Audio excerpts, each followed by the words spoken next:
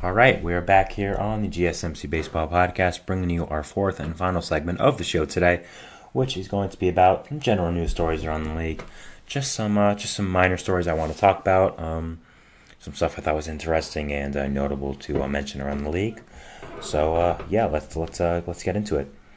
The first one we have here is the Pirates. We don't really talk about the Pirates much, so it's nice to get them on the board here. According to some reports, they are showing some interest in Tommy Pham, the free agent outfielder. We knew about Pham having interest from some other teams like the Padres and the Diamondbacks, of course, who he was with last year. But we haven't really heard the Pirates. So this is something interesting to see. I think this makes some sense though if you're the Pirates. You have some good outfielder depth. You have guys like Jack Sawinski, Connor Joe, Joshua Palacios, Ryan Reynolds, of course, who's going to be in center field, Andrew McCutchen, but he's probably more of a DH type role. And I think if you're the Pirates trying to compete, I think signing a guy who's like a win now player like Tommy Pham makes a lot of sense. I think is a good fit as well. Obviously, Pham was really good with the Mets and the Diamondbacks last year. Kind of had a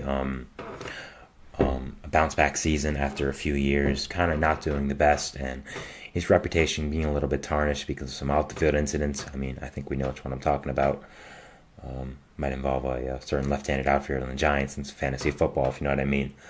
But definitely would be a good fit in my opinion with the Pirates and Pham. I think he'd bring a lot of edge to that young team, bring a lot of leadership in the clubhouse as well. A guy who knows how to win. I mean, he made the World Series last year, so I definitely think he knows what he's talking about. And after that, I think it'll be a good baseball fit. I think it'll bring some more legitimacy to that lineup, some more depth to that outfield, which I think you could desperately need. I don't think Pirates need Tommy Pham, but I definitely think it's a good fit, and I definitely think it makes sense they are showing interest in him. And I think it would be a good fit if it were to happen. Danny Jansen is going to miss a couple of weeks with a fracture in his wrist. Some reports came out about that. Obviously, Jansen is the top backup for the Blue Jays. Blue Jays have had a lot of great catching talent over the past few years. That's what prompted them to trade Gabriel Moreno to the Diamondbacks, who obviously became a postseason hero with them, hitting 3 home runs against Lance Lynn in one at-bat, and obviously being one of the big reasons they went to the World Series and is going to be a big part of their future. You have Alejandro Kirk being the main starter, but Jansen also splits a lot of time with him. You always have to have 2 pretty good catchers in baseball because catchers have so much stress on their knees and, are kind of always tired and need a lot of days off. I don't think if you're a catcher you can play more than 3 days straight. So it makes sense to always have 2 good catchers, and Danny Jansen has always been very valuable in that role for the Blue Jays. I think he definitely could be a starting catcher for a team, and the fact the Blue Jays have him as their backup is really good.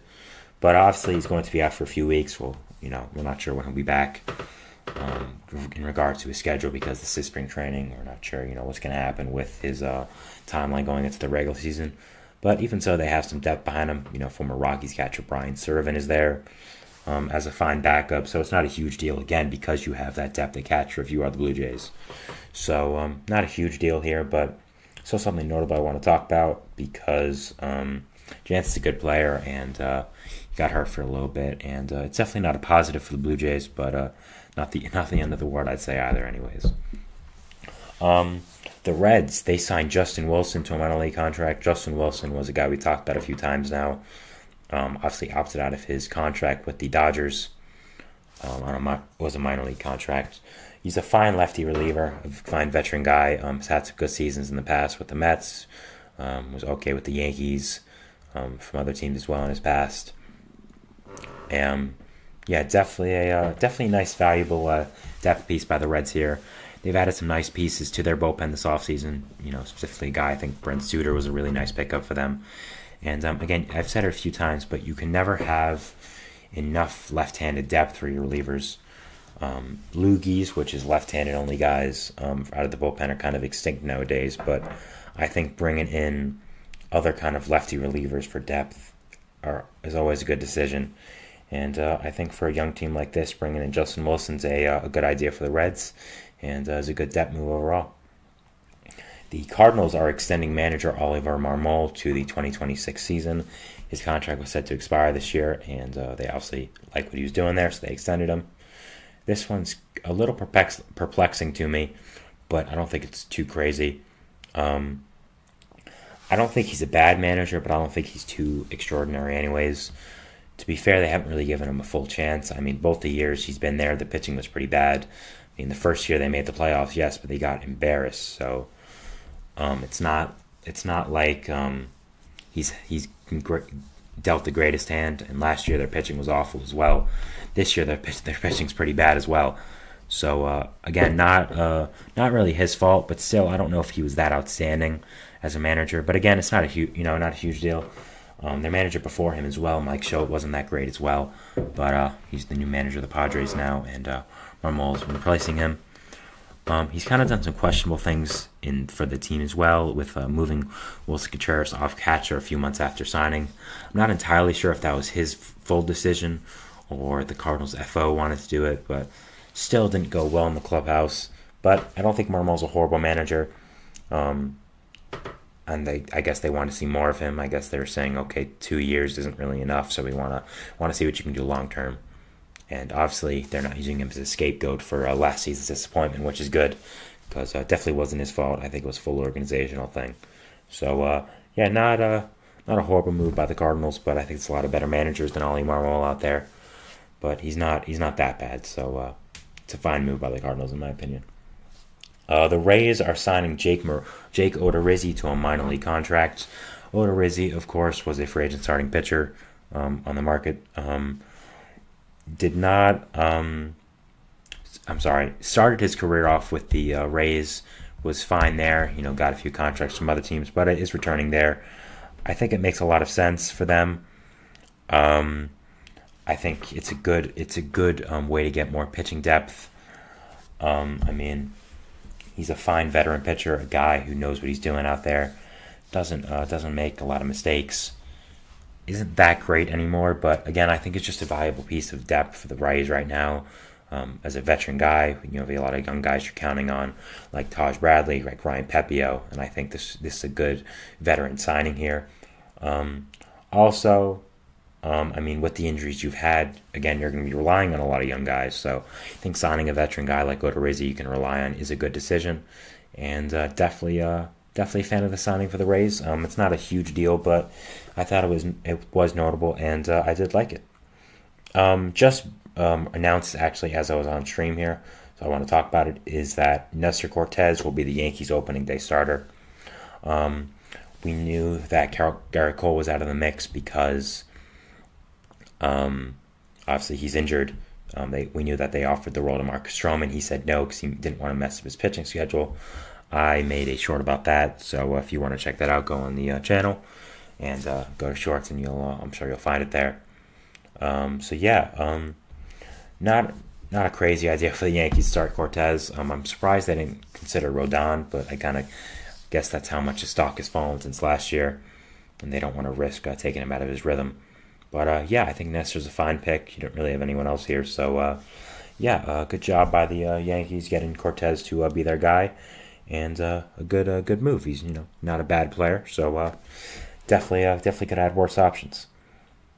Aaron Judge, there's been some rumors. There's a lot of news around him, so that's what I want to talk about here.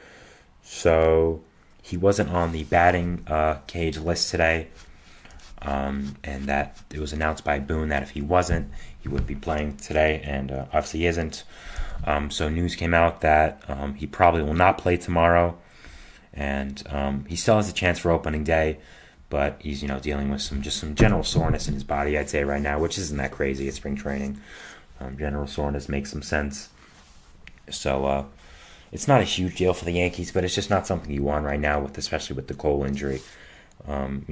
It's kind of just a lot of injury news after injury news. So I definitely want Aaron Judge to be okay, of course. So definitely not great news for the Yankees, but it could have been worse.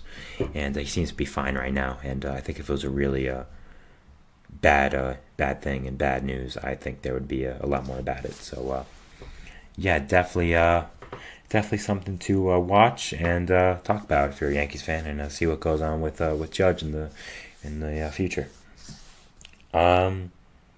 After that, we have the Astros. They have been rumored in some rumors, ironically, about Blake Snell, which is interesting. Chandler Rome, who's one of the best Astros writers there is, talked about how he thinks Blake Snell could be a fit for the Astros. And Ken Rosenthal kind of seconded that. It's not really like source information that they're going hard after Blake Snell, but I think it could be a possibility, Blake Snell and the Astros, on a short-term deal especially. We've seen them already this year sign a free agent out of nowhere in Josh Hader, so they could do it twice. They've had a lot of pitching injuries, and I think getting Snell would help that a lot on a short-term deal as well. I think that would be great. Snell could sacrifice some money to show that last year wasn't a fluke and finally get his big contract next year. Astros get more pitching depth, and Snell gets to try to compete for a ring as well. So I think it could be a match made in heaven, honestly. And I think if Snell wants to sign quick, I think he might have to take some short-term offers, and I think the Astros are definitely a team that make a lot of sense here. And I would definitely be interested in seeing what happens there if they do end up signing Blake Snell. I think it's a pretty great baseball fit, and I would be really, really interested to see if that happens. And I think that would be something really exciting to talk about. So, yeah, that's the end of the show here today, guys. That was my final segment 4. I want to thank you so much for watching. Follow us wherever you can get content on us. Facebook, Twitter, TikTok, Instagram for more content and updates. Make sure you subscribe, hit that notification bell, donate as well, do anything you can to support us. It would really mean a lot. So thank you so much for that, guys. I appreciate it. Have a wonderful day, and I'll see you on Monday, and we'll see what happens then. We'll see what there's to talk about. So thanks, and see you later. Bye.